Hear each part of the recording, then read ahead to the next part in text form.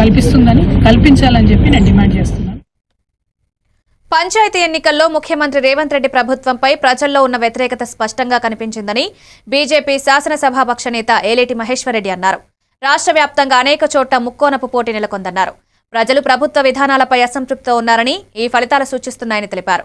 నిర్మల్ జిల్లాలో బీజేపీ మద్దతుదారులుగా 213 మంది అభ్యర్థులు విజయం సాధించారని ఏలేటి మహేశ్వర్ రెడ్డి అన్నారు. గ్రామీణ స్థాయిలో పార్టీకి పెరుగుతున్న ఆదరణకు ఇది నిదర్శనమన్నారు. కేంద్ర ప్రభుత్వం గత 11 ఏళ్లుగా చేపట్టిన అభివృద్ధి కార్యక్రమాలు, సంక్షేమ పథకాలకు ప్రజలు మద్దతిస్తున్నారని వ్యాఖ్యానించారు.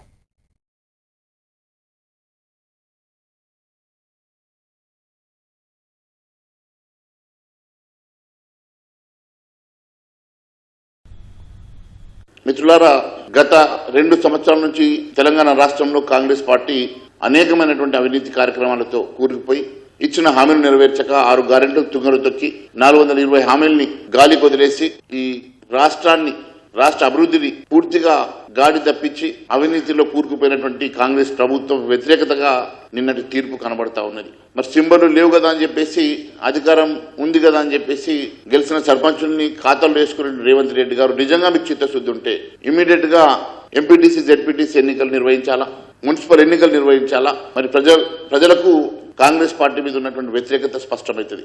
ఈరోజు పూర్తిగా కాంగ్రెస్ పార్టీ మీద 2 సంవత్సరాల్లోనే ఇంత వ్యతిరేకత కూడగట్టుకున్నటువంటి రేవంత్ రెడ్డి సర్కార్ ఇప్పటికైనా కళ్ళు తెరవాలని చెప్పి మేము కోరుతా ఉన్నాం.